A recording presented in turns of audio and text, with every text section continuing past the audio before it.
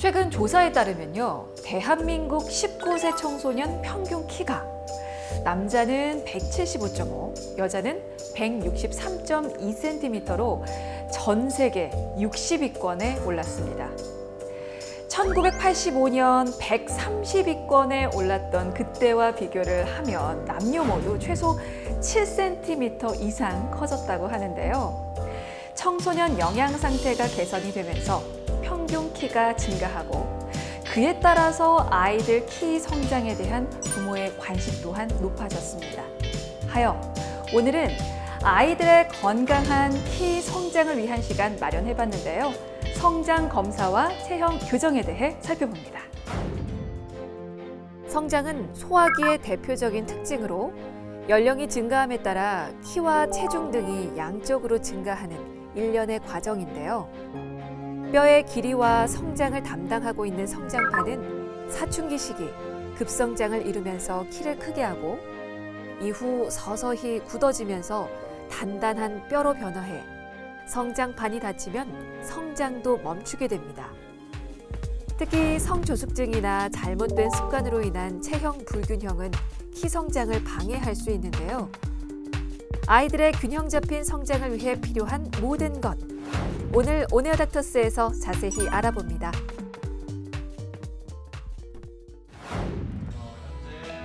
아이들 성장 문제 진단부터 체형 교정까지 정형외과 전문의 박민규 원장과 함께하겠습니다.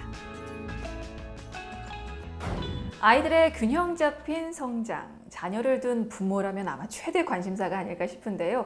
키 성장의 핵심 키워드부터 살펴보겠습니다. 성장판에 대해서 설명 좀 부탁을 드릴게요. 네, 성장판의 경우는 성장하는 아이들의 뼈 끝에 위치하게 되는 어떤 연골로 된 판인데 그걸 우리가 이제 골단판, 성장판이라고 부르고 있고 관절의 부위에 따라 다 성장 속도도 다 다르고 성장이 완료되는 시기도 다 제각각이 되겠습니다. 여아의 경우는 초경 후 한 2년까지도 이제 성장이 완료된다고 하고 남아의 경우에는 음모가 발생되고 한 3년까지도 왕성하게 성장이 이루어지고 그 이후에 연골로 된 성장판이 골화가 되면서 이제 최종적으로 성장이 완료되게 되겠습니다. 네, 사실 과거에 비해서 영양 상태가 상당히 좋아져서 평균 키가 좀 많이 커졌다고 알고 있는데요.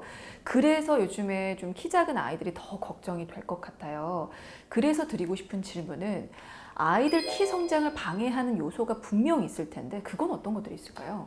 여러 가지 비만, 편식 같은 식습관, 그리고 운동, 어떤 운동을 종류를 하는지, 수면 형태 그런 것들에 다양한 요인들이 있을 수 있고 이런 것들이 어떤 균형 잡힌 관리가 이루어진다면 모르겠지만 한쪽으로 치우쳤을 때는 성장에 안 좋은 영향을 끼칠 수 있습니다.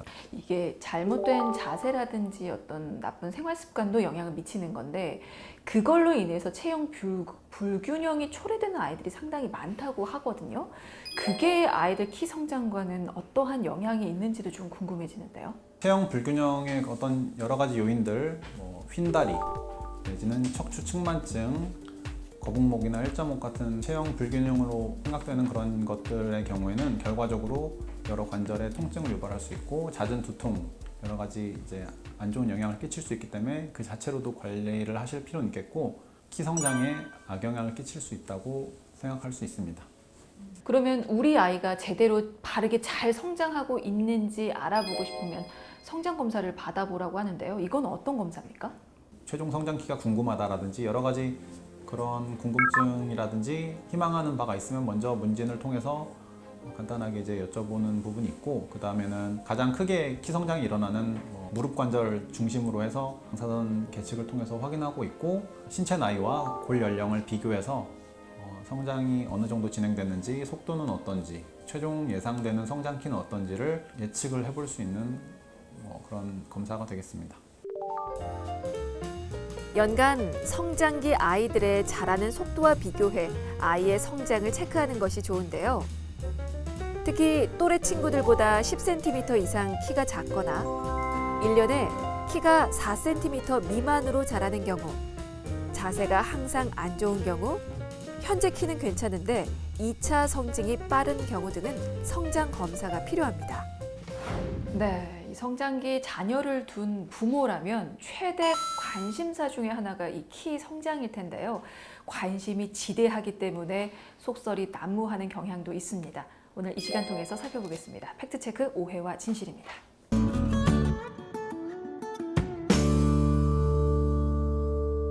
자, 첫 번째 항목입니다. 아이의 살은 나중에 키로 간다. 어렸을 때 이런 말 너무 많이 들어봤어요. 네, 이게 잘 먹어서 지금 찌는 살은 나중에 키로 갈 거기 때문에 많이 먹어라고들 얘기를 하셨거든요. 예전에 어른들은. 지금도 뭐 비슷하지 않을까 싶은데요. 사실인가요? 오해입니까? 일단 골고루 섭취하는 것 자체가 최종 키에 긍정적인 영향을 끼치는 것은 일견 맞는데 키 대비 표준 체중의 20% 이상 나가게 되는 경우는 이렇게 비만이 될 수 있는데 이런 경우에 인슐린 분비에 장애를 끼칠 수 있고 이 인슐린 분비가 결과적으로 성장 호르몬과 밀접한 연관을 갖고 있기 때문에 최종적으로 이제 성장 호르몬의 분비에 악영향을 미칠 수 있고 최종 성장 키 또한 영향을 받을 수 있습니다. 그러니까 골고루 잘 먹는 건 좋지만 비만이 되게끔 살이 부는 건 절대 좋지 않다라는 말씀이셨습니다. 자, 첫 번째 항목은 오해였고요. 두 번째도 확인을 해보겠습니다. 부모가 작으면 아이도 작다. 저는 키는 유전이라고 알고 있는데요. 이거는 뭐 오해입니까? 진실입니까? 오해라고 볼 수 있는데요. 키 성장이 단순히 어떤 유전적인 요인으로만 결정되는 것은 아니고 환경적인 부분이 꽤 큽니다. 많게는 70%까지 얘기를 할 수 있는데 유전적인 요인뿐만 아니라 환경적인 요인들도 충분히 고려를 해야 되겠고 만약에 이런 병적인 어떤 요인들이 발견된다면 전문가와 상의 후 치료를 했을 때 충분히 교정이 가능한 부분이 있으니 진료를 꼭 보시기 바랍니다. 자, 마지막 항목 갑니다. 우유를 많이 먹으면 키가 큰다. 우유 많이 먹으면 키 크는 거 아닙니까? 이거 진실 같은데요. 어떻습니까? 좋은 영향을 주는 거는 맞는데 단순히 이런 우유를 섭취하는 것만으로 성장의 모든 것이 다 조건이 충족되는 것은 아니고 어떤 기계적인 어떤 자극도 있어야 되고 비타민 D 같은 경우는 어떤 외부 활동이라든지 그런 다양한 요소들을 고려를 해야 되겠습니다. 따라서 우유만 마신다고 해서 키가 쑥쑥 클 것이다 라고 생각하는 것은 오해가 있는 부분일 것 같습니다. 얘기 잘 들어봤고요. 자, 이번에는 균형 잡힌 성장을 위한 성장 검사와 체형 교정에 대해서 살펴보고 오겠습니다. 또래보다 작은 키가 걱정돼 성장 검사를 위해 병원을 찾은 한 초등학생.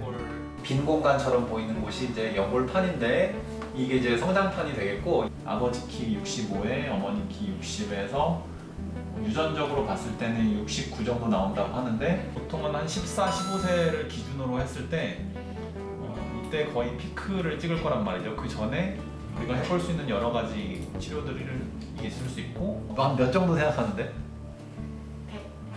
180? 그러면 아주 좀 이상적이지. 키 성장의 열쇠가 되는 것은 성장판인데요.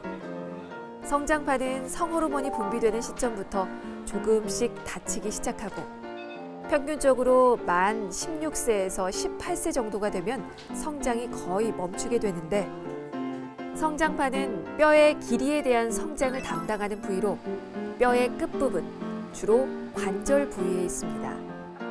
손가락 뼈마디 사이에 존재하는 연골판의 골화 과정을 통해 성장 단계 확인이 가능하고 무릎 성장판의 열림 정도로 남은 성장을 파악하고 또 뼈 나이와 치료 시기를 분석할 수 있습니다. 성장 검사를 통해 전신의 구조적인 문제를 찾아 치료 계획을 세우게 되는데요. 성장 치료를 위해 체형 교정과 운동 치료를 병행하면 불균형한 체형을 바르게 교정해 성장 치료의 시너지 효과를 기대할 수 있습니다. 골반 중립 위치 정렬을 만들어 놓고 그 위에 척추뼈의 신장을 위해서 필라테스 기구를 이용해서 척추뼈 신장 스트레칭을 통한 신장을 통해서 성장판을 자극할 수 있는 운동을 시행하였습니다. 아이들의 컴퓨터, 스마트폰 사용이 늘고 앉아서 생활하는 시간이 많아진 만큼 자세 불균형으로 인한 여러 가지 문제를 겪기 쉬운데요. 특히 성장기 아이들은 성인보다 골막이 두껍고 뼈가 유연해 자세에 영향을 많이 받는 만큼 올바른 체형 교정 등을 통해 적절한 조치가 필요합니다.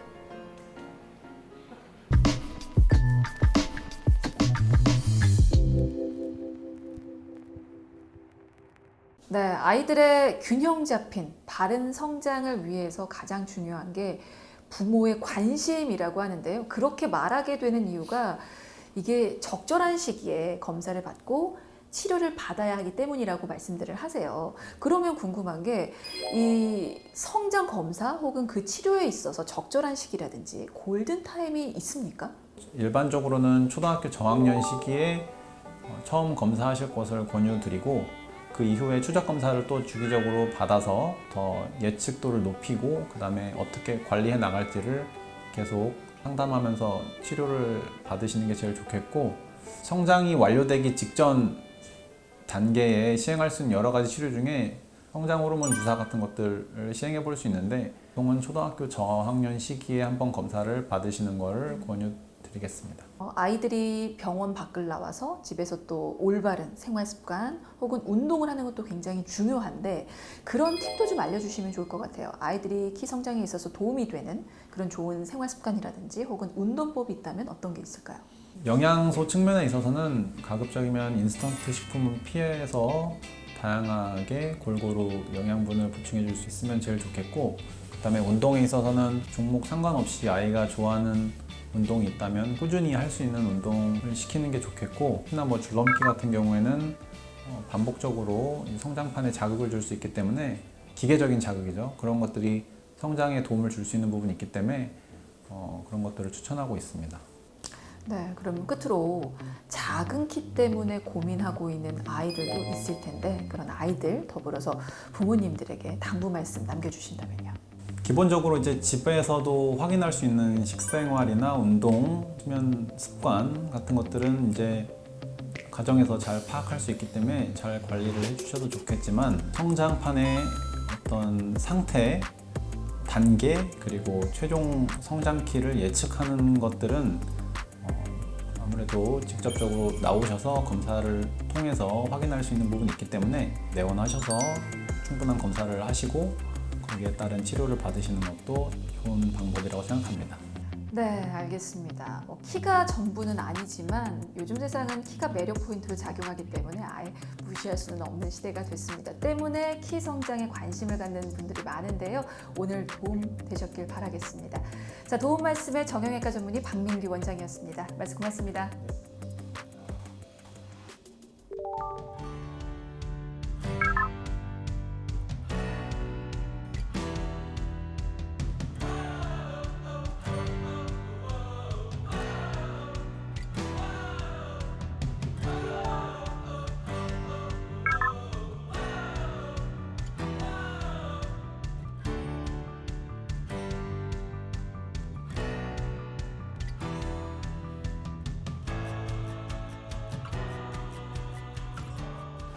과거에 비해서 영양 공급이 좋아지면서 평균 키가 커졌고 전체적인 신체 발달 또한 좋은 편입니다.